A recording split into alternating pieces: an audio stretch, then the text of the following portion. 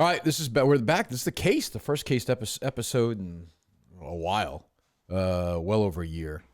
And things have changed in a way. Stayed the same, but changed that things are moving fast.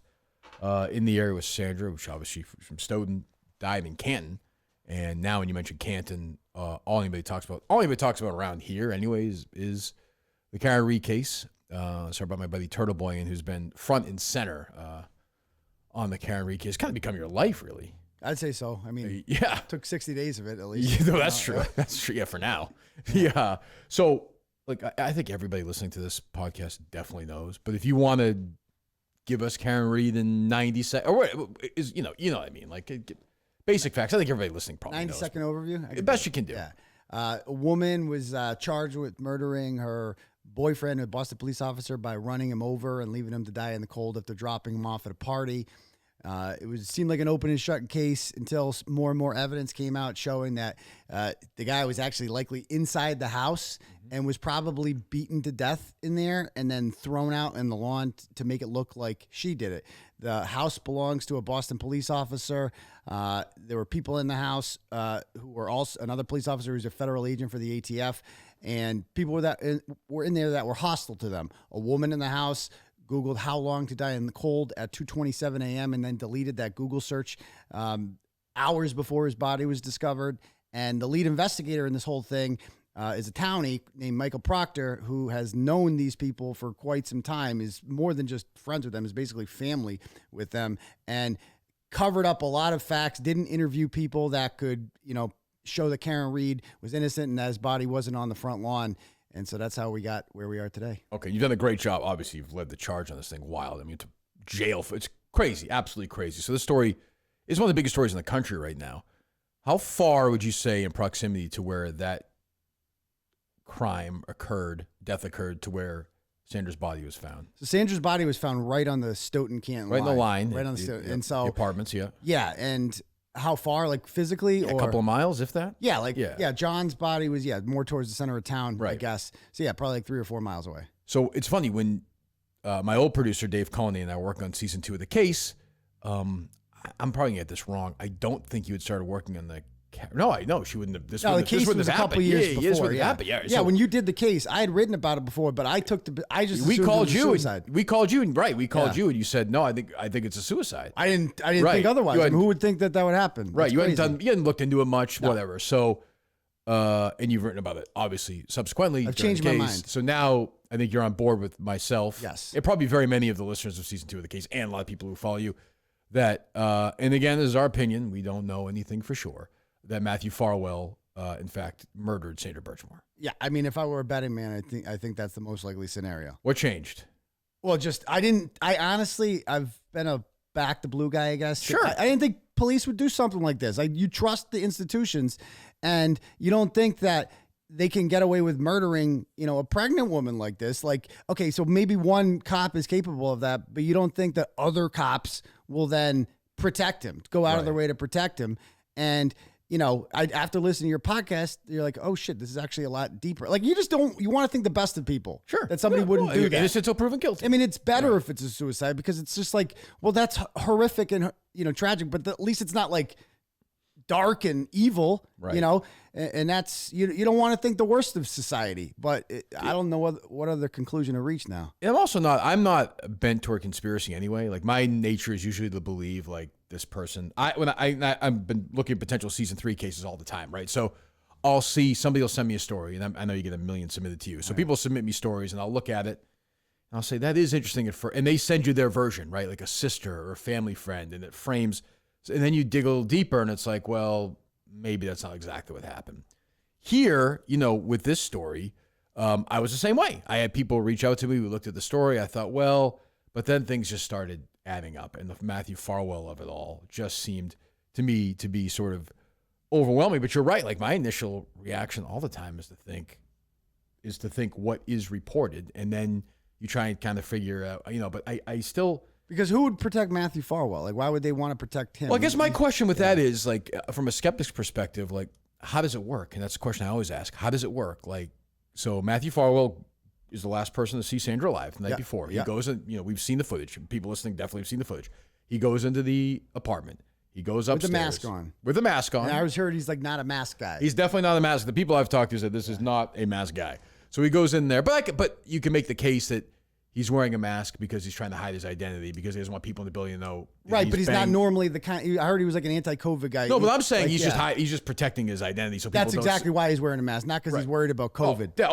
Right. Yeah, we agree. Yeah, right, correct. So he goes upstairs, goes back downstairs, leaves, goes by the way to the hospital where his baby's being born the next day. Remember? That's right. And Sandra Birchmore, who I was just funny when I was waiting for you, I was looking at old texts that people sent me that she would send people, which is an endless texter, as you know, texts all the time. Never sends a text again. Is dead. Never heard from again. And you're right. Like, could she have committed suicide? Sure. But what I keep going back to is everybody, and we'll get into the similar names with the Karen Reed case. Everybody just swept it under the rug immediately as a suicide, and not a single question was asked ever until it was made public. Ever. Never. I didn't question nobody in the department, not even like when it was, but like nobody in the department during the process of it, everybody just wrote it off as a suicide from the start. Because it made sense. It made sense like, without knowing her all about her and digging into like who she is. If you didn't know she had this relationship with Farwell, for instance. Right. Like it just seemed like, okay, I get it. She's pregnant and she got dumped and this guy, she wanted to be with this guy and he didn't want to be with her. And she had a long history of mental illness. Right. And so she's like sad and she's like kind of like, she's got like fucked up long family life history. Absolutely. Right. Yep. She's been through a lot of trauma and she's being passed around the department like a sexual object. Like she's probably fucked in the head. Like they that's the assumption. Right. They preyed on her. Divine and the Farwells. And that's how it was presented Gil, when it happened. Like shame on these cops for passing this woman around and causing her the mental health issues that led to her suicide. That's the way I thought it. What names? So we went through a bunch of names. What names jumped out to you? You've done I read them last night. And in the past, you've done a bunch of stories on Sandra now too. What are the names that jump out to you that are similar to the reading, or that are involved in both? There's three. Michael Lank, who was first on the scene. Yeah. Kevin Albert. Yep. And Nicholas Garino. Right. Those are the three. And then, and Fanning. Well, we'll get to John Fanning. I fucking hate Fanning. Yeah. He came to my house. He was one of the people who arrested me. Right. Fanning arrested you. That's right. He was one of the people there. Fucking hate that guy. So I talked to Fanning a few times, I guess technically off the record. Well, the season's over now. A few times. And he was one of these guys. So, tell people about John Fanning. We talked about him a little bit in season one. He's a lieutenant detective from the Norfolk County District Attorney's Office. He's got this like rags to riches story. He spoke at Stoughton High School once. Yep. And he's like, he's from the projects or something. Who knows if it's true. His mom and dad were on crack and blah, blah, blah. He became a state police officer, a state police trooper along the way, and now is a lieutenant and is kind of Michael Proctor's boss, the guy that's been in charge, or one of Michael Proctor's bosses that really should have been holding him accountable when he had all these conflicts. Right. So he, did the investigation into Sandra as well. I talked to him a few times, and he steadfastly believes that she committed suicide. Shocking. Still to this day. Now, the question is, does he actually believe that? I don't know. I don't know. I wonder that sometimes myself. Do these people actually believe Karen Reed did this? Like, do they? Right, or do they just not want to come to the terms with the fact that one of their own could do something like this? Could cover it? And the question I always go back to, and we'll get to the Sandra stuff and Karen, is like, it's a lot of work, I think, to pull off something like this. Like, there's a tremendous. Like, is it? Well, I mean, Birchmore one. Well, I mean, is it? But I mean, is it worth it? Is it worth protecting Matthew Farwell? Like, why? I don't think it took much work at all. I think it was a lot easier to just ignore it and be like, "That's suicide." I guess, but now they're starting to face, I think, ramifications. The FBI is now, we think, the Attorney General's office took over the investigation. They took over the investigation. So now, will there be? And I think you wrote this, and I think you're right.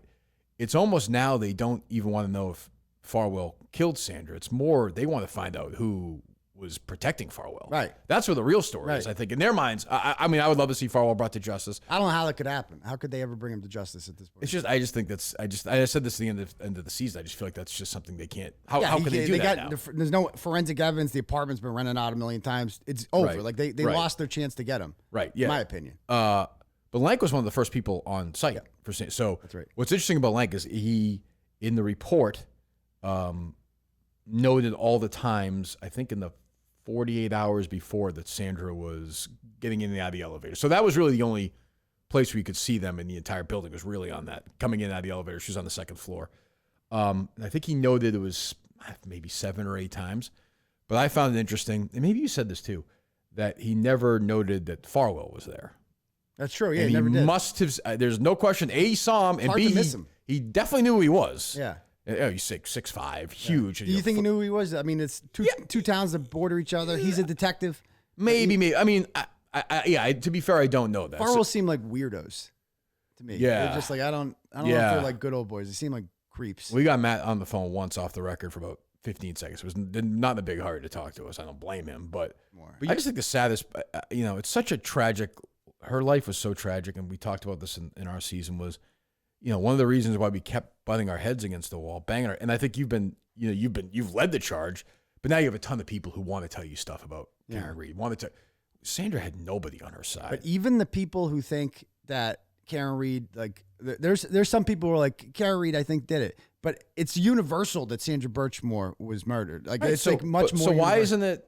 It's crazy. Why isn't it? I mean, I know the Karen Reed story is. But you're right. The family everything. Support. That's the big difference. We had family support. The grandmother, weird relationship, so she died. Then aunt, very strange relationship, right? Yeah. Very strange relationship. And I found, again, my opinion, her lawyer, the producer of season 2, Dave Cullinane, your buddy, and I went to go see him. He was he has offices somewhere like on Route 1, and it was like kind of like almost an office like my office. And I remember we had to tell. This is pretty far into it. He wouldn't give us any of the information. We actually told him about Josh Heel. Oh, right. He had never heard of him. What? He had never heard of him.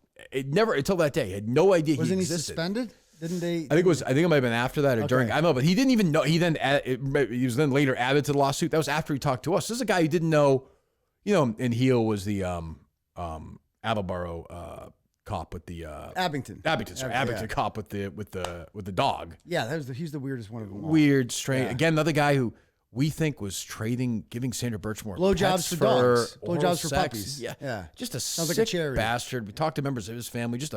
But this guy had no idea. But so I felt like in the first season we did down in South Carolina and Brockton, we had 1 million people telling us, and I just felt so bad and still feel bad for Sandra that we couldn't land it because we just couldn't. Nobody was telling us anything. Nobody. Yeah. Whereas now, it's starting to come up a little bit more, popping up a little more, which I think is a good thing. I just don't know.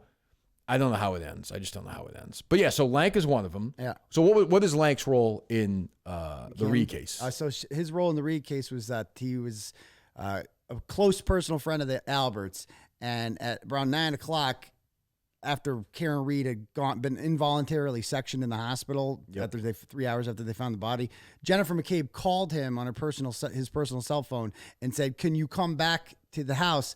I suddenly remembered that Karen Reed said something really incriminating, like I hit him. Right. And so she brings him down there and says that. So he's but the Canton police were no longer on the case the state police had taken over. So why she's calling the Canton police to do that? And he's the only cop that entered the house. He's the first cop to enter the house. And he didn't look around. Like, they found a dead body on the front lawn, missing a shoe with shattered cocktail glass all around him. And they didn't say, "Brian, can we look around your house?" Like, the state police searched my house and like took all my cell phones and all this stuff because of comments I made on a YouTube show. I should have thrown a dead cop on my front lawn, and then they would leave me alone because it's like kryptonite to them. They literally wouldn't search a guy. So Lank didn't do that. And he wouldn't, any other person's house, they find a dead body in the lawn, they're coming in. They're going to look around. But Michael Lank does a favor to Brian Albert. We don't want to make Brian Albert feel uncomfortable. So he's the townie, hook 'em up cop. Which is interesting. He's first on the case. I guess my point is he's first there for Sandra as well. Right. First to arrive, which again, I am, this is a reach. I don't know if he knew Farwell. We had hard times making connections like that, but I wouldn't be surprised if he did. I'm sure they know each other. I mean, come on, these small town cops, right? Like they're bordering each other. I don't think Farwell. Stone and Canton are so connected too. They're right next to each other. Obviously, Buchanan, Proctor's partner there, he's from Stoughton. Went to Stoughton. A lot of these guys went to Stoughton. Matt McCabe went to Stoughton High School. It's like the same shit. What's Lank's history as an officer in town? So he's about 20 years ago, and this is brought up at the murder trial.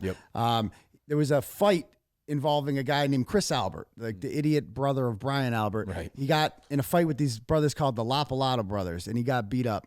And he ran to Lank, who was off the clock, drunk, and Lank clocks in, decides he's going to deputize himself now, tells these guys they're under arrest. It leads to a fight between them. He bites them or something like that, and then has them charged. They end up beating the case they get found not guilty. I actually talked to the prosecutor, who was furious with the Canton police because they hid information from him. They didn't tell him about some of the things that Lank had done. Yeah. Long story short, the LaPalata brothers not only get acquitted, they end up suing the town, and who has to has to settle this because of Lank's behavior. He gets a promotion to sergeant later on, and then a promotion to lieutenant. So that's how you rise in the ranks of the Canton County Mafia. Well, it's also interesting too is that Robert Devine is one of the guys, obviously, who groomed Sandra, was part of it. Had a pretty tight, feels like it had a pretty good relationship with Morrissey. Right? Yeah, there's that picture of them together. Right. Yeah. Do you know anything more about that? Or no, I mean, that's the only thing I could find is that weird. They look like so weird together. Yeah, and strange. that creepy in that picture. He's another guy. He's skating away. He's the biggest, and he's the most defiant after the all came out. Like, for he sure. threatened to sue or something. Like, threatened to sue the Globe, or whoever was writing about it. Yep. And it's just like, he never did, of course, because he's an attorney now. Right? Isn't he an attorney? Yeah, sort of. He's not really practicing. We've tried to figure that out. We tried to contact him. He didn't want to talk to us. He's an attorney, but like nobody's going to Robert Devine as a lawyer. Like it's a Google search. Like you're not going to. But yes, I will say, to be totally fair, people who listen to the case aren't necessarily people who listen to my other show, so they don't know this. Like I have to be fair. Like, is it Laura Cromaldi? Is that her name? Is that a writer for the Globe? Yeah. The Globe has actually done a decent job on the Birchmore case. Yes, like clearly, she has a couple of sources, and they've actually gotten the story moving forward. To their credit, I hate saying it, but they've actually done a pretty good job. Yeah. The third name is Kevin Albert, right? Well, the second name's Kevin Albert. Second name's Kevin Albert. So Kevin Albert's the brother of Brian and Chris Albert. He's the detective in Canton. Mm-hmm. And it's hard to believe that he was not that. A murder happens at Brian Albert's house, and that Kevin Albert's not going to have anything to do with helping to make sure this goes away. But he was a detective who was initially assigned to the Birchmore case. Correct, that's correct. And then the state police took over the investigation, so he was no longer on there. But from my understanding, he was his involvement was limited, but he didn't do much as far as like investigating whether or not this could potentially be a homicide. Do you find, and I struggled with this when I was doing my season, do you find that these people are corrupt or incompetent or just a mixture? Or more of which is more? I guess. I think more corrupt. I'd like to think incompetent, but don't you think there's some incompetence when you see this? I mean, I see some. There's definitely some incompetence. But why? But like the level of I don't know. So we're in Watertown right now, right?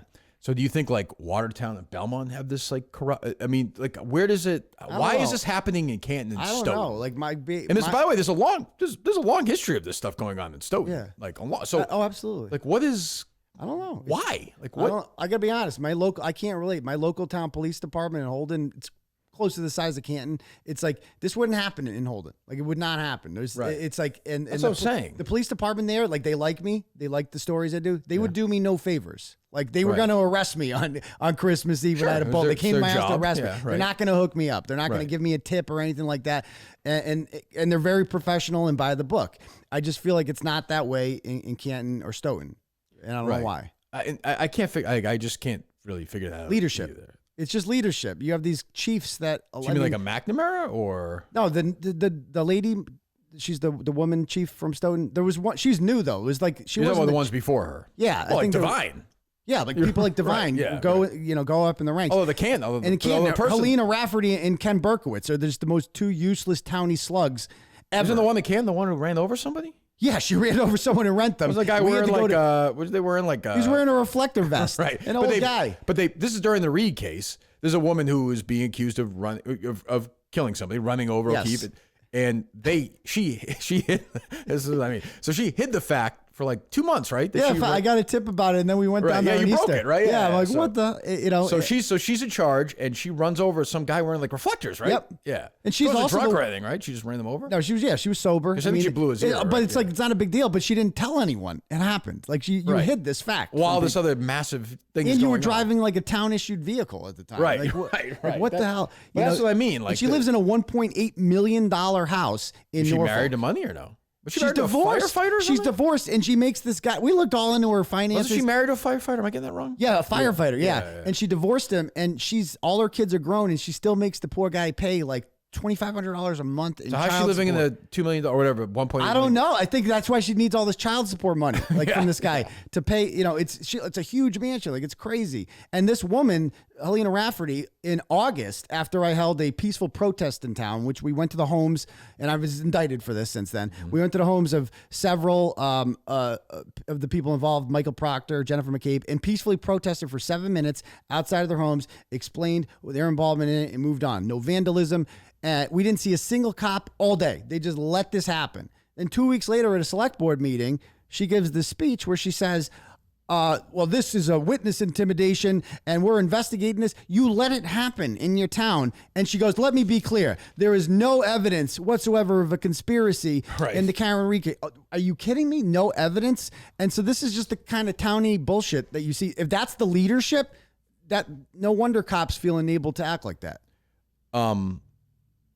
The Celebrate. Yeah.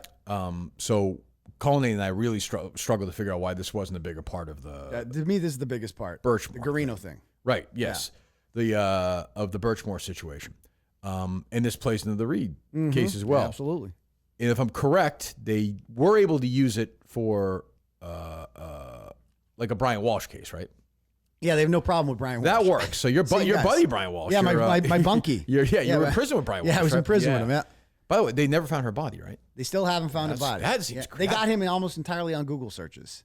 Right. I think there might have been some blood in the house, but mostly Google like searches. the king of like maybe the gold medal of all time dumb Google searches. Like literally, like my favorite was how to chop up a 115 body if you need to. If you need like to, if right. they're gonna find it, but I'm not saying I need to. Just but insane. if I do, but not dissimilar to obviously sort of I think the biggest part. Most people, if you ask most people, like the number one Family Feud answer to the Reed case is the Google search. Yes. Yes. Right. So like they aren't able to use that for Sandra's stuff. They aren't able to use that for like we kept being told they're not able to use it. Doesn't work. Not being able to work.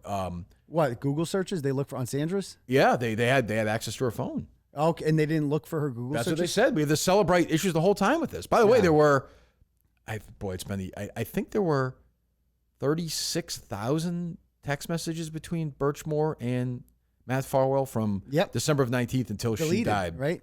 All deleted. Yeah. And Farwell handed in his phone. And Garino said, here you go. So this is our third guy. Yeah. So Garino works for the Norfolk County Detectives Unit. Yep. And he's a trooper, and he's their forensic expert, whatever that means. Right. He went to Westfield State. I call him Westfield State graduate Nicholas Garino, and he's the cream of the crop when it comes. He's like supposedly an expert. He's a former Norwood cop. Right. So what the hell does he know? How is he I want a nerd. Feels like miscasting. Right. I want a nerd. Right. I want to date a nerd that does this for a living. I don't want some cop who took a class in Celebrate. Well, it feels like he stumbled up. Right. Exactly. When they needed somebody to be the cell phone guy, and so they're like, but it begs the question also to me, kind of like, well, why do you want that person there? Why do they want? Like in a way, like it's almost like good in a situation like this to have a dummy there. Right. Yeah. And they just want. There is just a lot of conformity. They don't want I don't know if asking he's a questions. dummy, but and I don't want to go on one of these right-wing rants, but the COVID shit, like with the vaccine, like this Turtleboy. They want people who just comply and go along, and that's what the vaccine was. They want just like get the shot, don't ask questions, do it, and that's what they want. They want people like Garino who just do it. Just do it. Like, we'll never question shit. Go along to get along. I feel like you forced that one in there. I did, but it's like it's the same. But it's like, Michael Proctor's on. Like we lost. There's some good state troopers we probably lost, but we kept Michael Proctor. He's a good guy because he got the vaccine. Right. So for I'm just using the Anna Walsh example where people are listening to this. They may not know that would have been a year and a half ago, New Year's Eve, going into 23. Going into 23. Yeah. Right. So she was murdered. Definitely, we think by her husband, Brian Walsh. So they find, like you said, all kinds of insane Google searches. But with Sandra's case, we're in this, and this is the same case with Karen Reed, right? Yeah. So they said that in the Garino case, and Dave's the one that sent me this. He's like Garino's shady, and it was an excerpt from one of the case filings, and it said that he looked for deleted messages in Farwell's phone, but he didn't know how to find them. Didn't know how to find deleted messages. Correct. That was right. Exactly. Thank you. So that was the thing that we kept saying like I probably would know how to find that. Yeah. But like I'm stupid with that stuff. You don't need to know. You plug it into a machine. It does it for you. They should know. Like that's what they're hired to do. Yeah. And to me, it was like, well, my guess is they could find somebody. Like it's probably a phone call to find somebody who could do it. Yeah. I remember saying this to Colin, they worked on it. Why aren't they making this phone call to this person? Yeah. I think I know the answer, but And they did the same thing with Jennifer McCabe's phone. Go ahead. She hands her phone over for a data extraction in February of 2022. Nicholas Garino does a full data extraction, doesn't find anything, incriminating. And then the defense gets access to the phone, and they have their expert who is a data nerd who does this for a living. He downloads it. He finds a Google search at 2:27 for how long to die in cold that was deleted. He finds 20 phone calls between 5 and 9 a.m. right around the time All the body deleted, right? that are deleted, Right. including 2 phone calls to her sister outside the house that her sister answered at 6:07 and at 6:08. And they're all just deleted. And none of this came up when Garino did his data extraction. And their excuse for this is, we didn't have the updated software. This is the Massachusetts State Police in not like the 2022. AOL floppy disk Right, used to exactly. get it We're not with, in like Tower 1998. Records. Yeah, like, so it's 2022. You had the act stop it. and my guess is you could tell me what is his current position. Same position as He's he not always been did. not been penalized for having a massive screw up. No penalty. Nothing. So Nothing. today he's going in and just doing the same job. Exactly. And This he'll is- be assigned to a new case. Michael Proctor's still Right. investigating murders. Wait, who has lost their job? Nobody. Michael Not a single Proctor's person. under internal affairs investigation right now, and he's still working murders.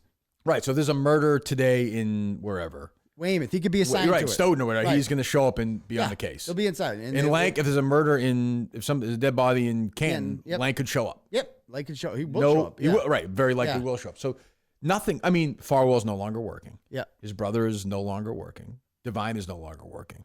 But but in the Reed case itself, who has lost their job? Nobody. Not a single Not person. not a single cop has lost their job. That's for sure. Right. Karen Reed lost her job. Right. Fidelity. Right. That's the only thing I could think of. How is this going to play out? I mean, I find it impossible. This is what I keep saying. Yep. I just find it impossible that 12 human beings would come to the conclusion that she did this. That just seems just impossible.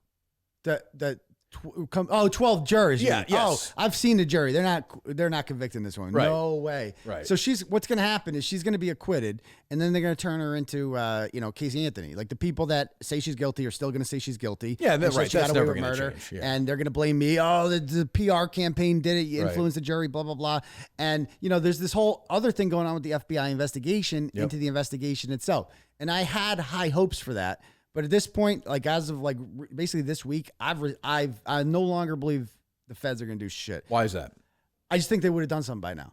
I think they would have I don't think if they had anything on them that could prove beyond a shadow of a doubt that they did this, but I think it's just too late. Like the house has been cleaned, the floor has been ripped up, the forensic evidence is gone. You got the Google search, but that's not enough to convict her. A good attorney can try to explain that away, or that's not proof of a murder.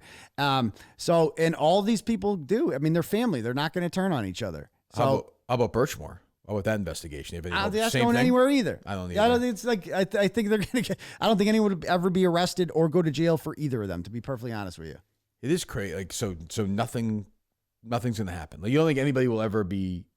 No, Forget saying you don't think anybody will ever be prosecuted other than Karen Reed for this. and I think that's why they're doing this to appease John O'Keefe's family, to make it look like they tried. Right. They don't give a shit about John O'Keefe's family, and I've been critical of them, and I'm going to continue to be, because they have the ability to do something about it. They have the ability to say, no, this investigation's bullshit, and John deserved better than this, and we demand answers. This isn't adding up. But instead, they've been conned into believing Karen alone did this. They don't like her personally, and honestly, her personality doesn't help. I'll be perfectly honest with you. For sure. But that shouldn't be. Because she's kind of, I think she's innocent, but she can come across as a bitch. Sure. I don't think that, of course, that should not be a reason for her to be found guilty, but that's the world we live in. Yeah, they don't like her. They don't like her personality. person, They yeah. don't like her personality. Right. And they would rather believe that she did it than all these people who are in their circle and give their kids rides to soccer practice that they did it. Well, do you talk to cops in that police department who think The Canton police? Yeah. I don't have any sources. Nobody in there. CPD, but I don't know what they're thinking. But I've talked to a lot of cops in general who believe Right. that she's completely innocent. Did anybody in that police department try and strong arm you at all? Off the record? No, nothing. No, they think no Off contact. try to strong arm me? Yeah, just whatever, intimidate you or I nothing. mean, I've been, I used to hold these protests outside of Chris Albert's pizza shop. I would go out there, one man, film myself, stream myself, and then, being like, this guy, I called it blood pizza inside. They're serving blood pizza. And, Colin was inside the house and stuff like that. And he would call the cops on me every time. and the cops would come down, and I'd just be like, yeah, he called the cops. I'm like, I'm not doing anything. I'm peacefully protesting on a sidewalk. And they go, okay, that's fine. You can go your merry way. But after I was charged with witness intimidation, a solidarity protest took place about a month later, and we called these people the Canton Nine. They held a protest in favor of Karen Reed and Turtleboy across the street from D&E Pizza, and the cops came down and charged all them with witness intimidation. So they've basically outlawed, they've taken this witness intimidation statute and weaponized it to just crush the First Amendment.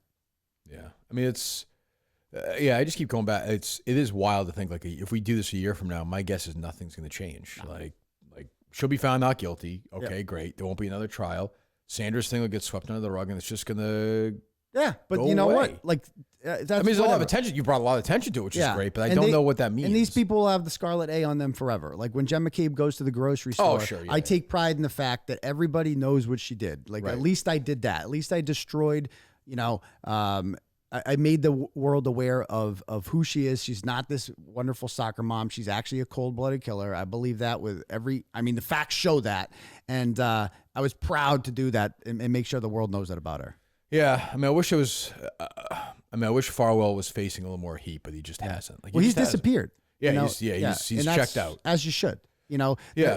Brian Albert's disappeared too. A lot of these people went off the grid, which is smart. But what makes Jennifer McCabe and Chris Albert so evil in this is they go around town like nothing's happened. Like Chris Albert's on a goddamn board of selectmen, and every meeting people show up and just roast him.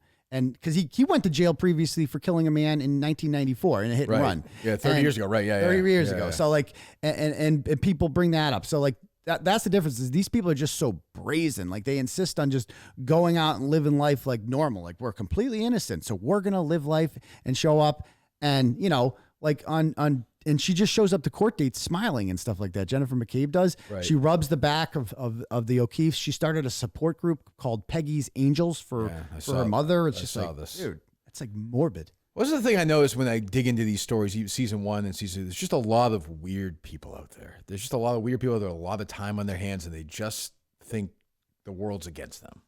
Yeah. Even if they do something stupid, they think the world's. There's just obviously I like a Diana Talley in season 1. The people listen. They're just people who are just crazy. They're just crazy. That's all. I mean, maybe she's one of them. I ain't evil, like sociopath, right? Like to do something to Google that and be like, let's. I don't understand why. Like, okay, so what I think happened is a fight took place in a house, right, and it went too far. And you don't think it was a premeditated? God, that'd be stupid. Right. That'd be the dumbest crime ever. Yeah, like nobody thinks that. And so I think that he went over there drunk. He walks in. Somebody is in there has a problem with him. They exchange words. John probably hit him too. Got his licks in because he had bruises on his hand. And and then it went too far. Maybe he fell back and hit his head on something, and that caused him to have that huge gash. I don't know, but it seems like it was. If I were them, it would be explainable. But like, look at a fight happened. John, he hit us first. We were defending ourselves. And then, I pushed him back and he hit his head on this thing. Like, I don't understand why they just didn't do that. Instead, they're like, fuck it. Like, let him die. What I never understand is if it's all true, the cops who show up, why are they so willing to take part in this conspiracy? Like which cops? Like the Lanks of the world? Yeah. Like, what's the like? I don't think they had taken it in what had happened. I think they were just useful idiots. I don't think they even knew. No, I don't think they knew. I think that Michael Lank's just like, it's his buddy. Right. We're going to give you a professional courtesy. We're not going to bust your balls, Brian. I'm sure it didn't think that like, oh, John, this guy was murdered in here. You guys put him on the lawn. I honestly don't think when I heard Michael Lank's testimony, I don't think he had any clue at first what he was walking into. Right. And he just gave Brian a professional courtesy of not busting his chops and searching his house.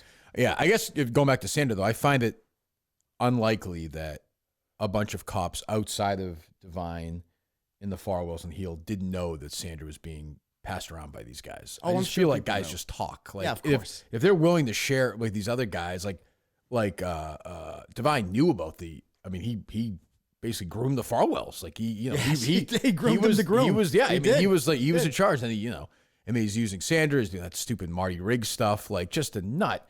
So like I find it very unlikely that these guys weren't out bragging. Like other cops must have known. So when Sandra Birchmore is found dead, like that name must have connected to some of these guys. Oh, I'm sure. Like, oh Jesus, this is her. But they never nobody ever raised the question. Nobody ever You know said, why? It's the only profession on earth, policing is, where, it's you don't rat on the worst of the worst. Like, I used to be a teacher, right? And if another teacher, which happened to the school, was accused of like diddling a kid or fucking a kid, something like that, we can't wait to disassociate with this guy. Sure. And the union does not back you up. And like, nobody comes to his defense and be like, no, he's a good guy. He would never do that. And it's the kid's fault. Or, there's nothing like that. There's no culture that exists like that.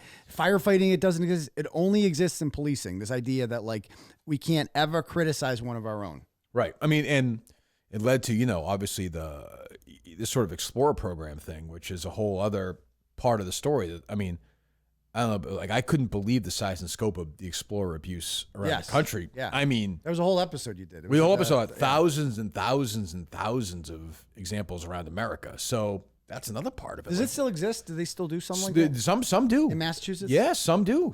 It's way, way small, but like, obviously the parts of the country that are more still willing to believe everything the police say is true. Yeah. It's more prominent in like, say red states. Totally. Yeah, which totally. is, again, like, it's just, it doesn't, like, I wouldn't send my kid to a priest. Oh, yeah. I mean, So, that's the irony with the red state blues. Like, the McAlberts are MAGA people. Correct. Like, right. they are people that, like, I heard they own Turtleboy stuff. I got a text message from John O'Keefe's cell phone. Julie out in 2021, I'd written a story about some girl on a bus in Canton, a middle school girl who was being bullied because she didn't support BLM or something like that.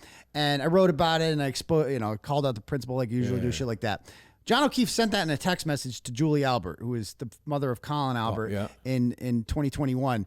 And he sends her a link to it and she responds back, "Oh my God, my worst nightmare is being featured on Turtleboy."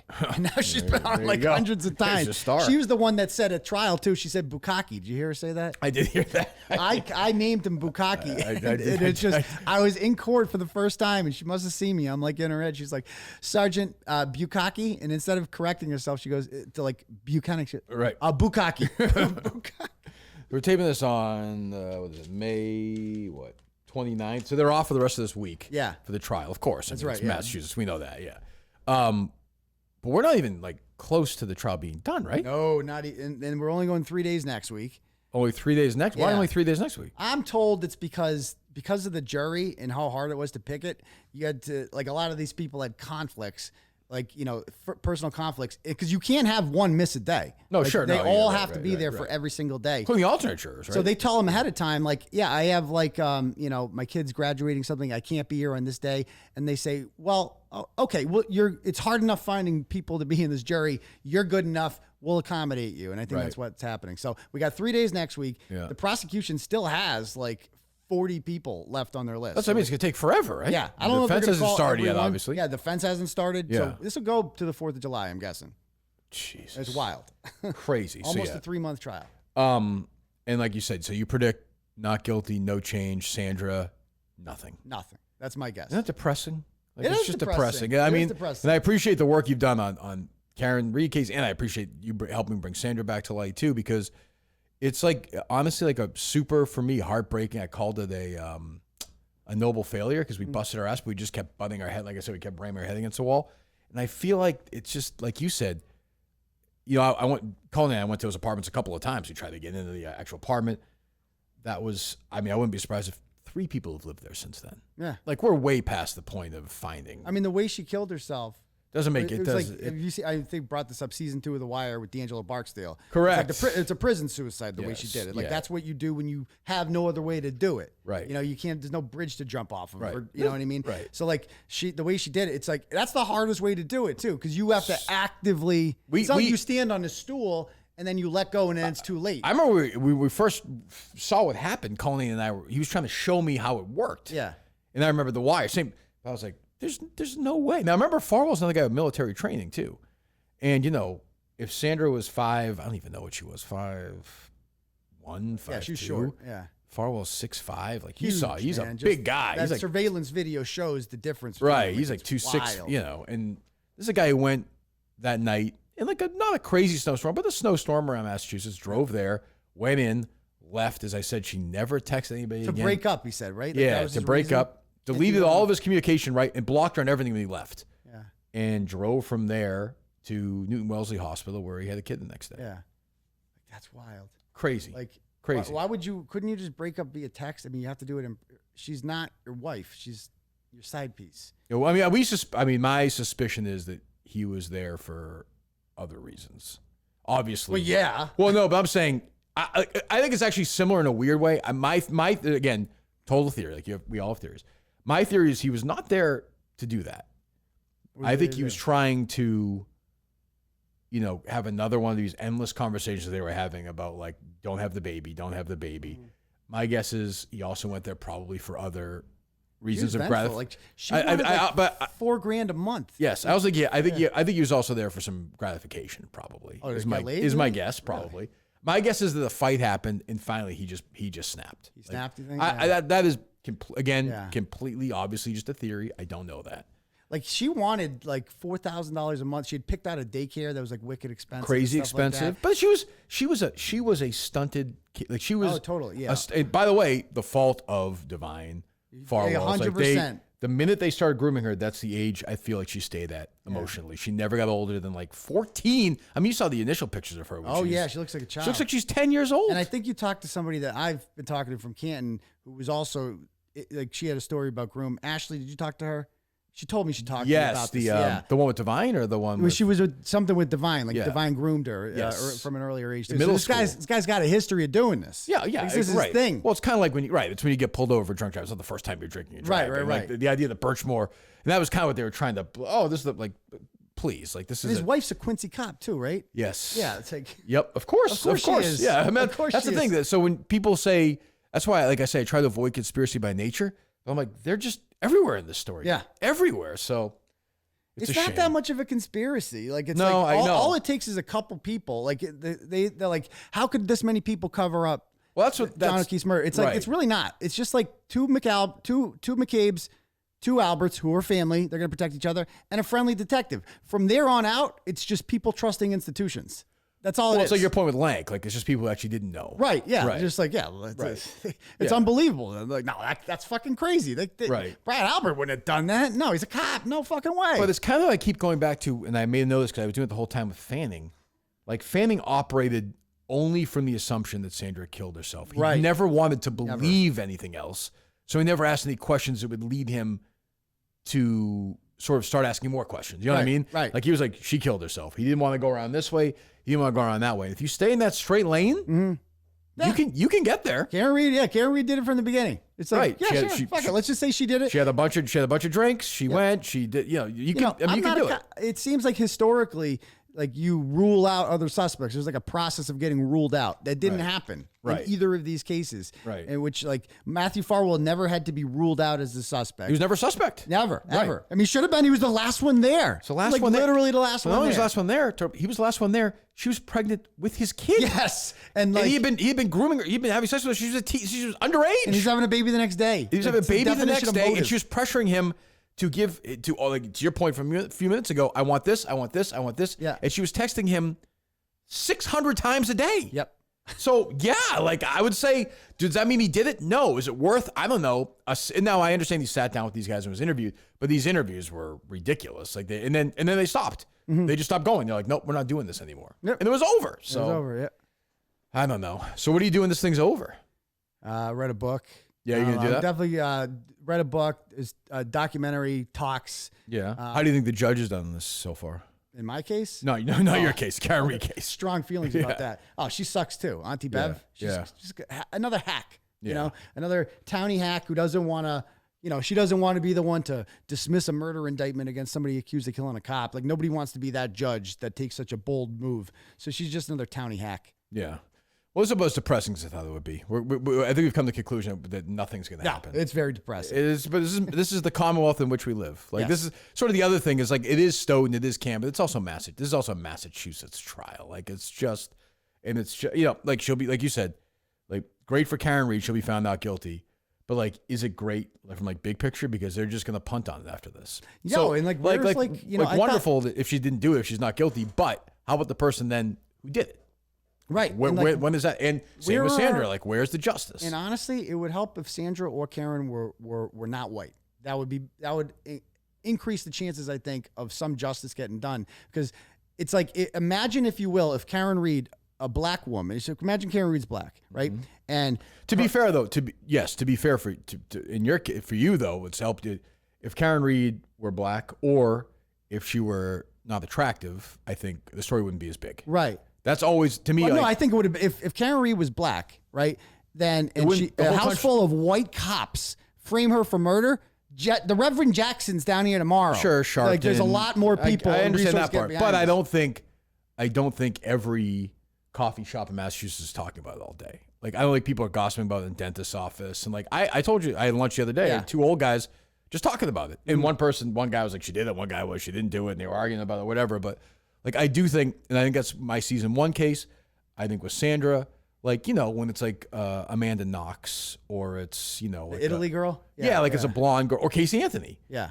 Or Karen Reed, who was like I think no, the it story definitely helps. The stories get bigger. Jody Arias. Huh? Jody Arias. Jody Arias. Yeah, like I think they get. I do get your point. I do think they're just gonna. I think it's just gonna be. I think like there'll be a story whatever a year from now somewhere saying inconclusive on Sarah. Yeah, Birchmore, exactly. Which stinks because we know what happened. Mm-hmm. So like what's I don't get the. I mean, some people. But I guess the bottom line to your point is they brought Matt Farwell to trial right now. What are they going to do? They have a bunch of circumstantial evidence. Yeah. His lawyer would be like, great. Like this is an easy one. Yeah, yeah. Right. Like so you have no forensic evidence. You don't nothing. Fingerprints. You don't got, you know what I mean? DNA. No, nothing. We have a bunch of old, like some proof that they were from her, text from her. Yeah, you have a motive. Okay. Great. Like, okay. Yeah. A lot of people are mad at a girlfriend. Like they couldn't get him on shit. And they not, and the other people, it's like, unless they have an eyewitness in that house that's going to turn on other people in the house, then they're not going to do anything, and that's not going to happen because then they implicate themselves. They all witnessed the murder, and they're all accessories to it after the fact, and none of them want to go to jail. And this is how it works in like Stoughton and Canton. Is it like now their kids will be cops and their kids will be cops? And like the same stuff will just happen forever. I mean, the Albert kids are all like on the list to become cops in town. Right. Right. Tristan Morris, the goon that accosted me in Southie a few weeks ago, Caitlin Albert's fiance now. Like he was on like number 5 on the list to become a Canton cop. Of course he is. Right. Of course he is. And it just keeps going. Yep. Well, anyway, go follow Well, where can we follow you? Give us everything. tbdailynews.com, my website. Yep. At Dr. Turtleboy on Twitter or Turtleboy Live on YouTube. All right, go pay attention. He's doing a great job on the Karen Reed case. And once in a while he pokes in on Sandra. I'm sure you'll be reporting on Sandra as well if stuff. Yeah, everybody's always talking about Sandra. It's just you got to talk about Sandra. I just have run out of things to talk about with her. Yeah, unfortunately. I don't fucking know. It's we're a roadblock with it too. All right, well we'll talk to you sure soon. Thanks so much.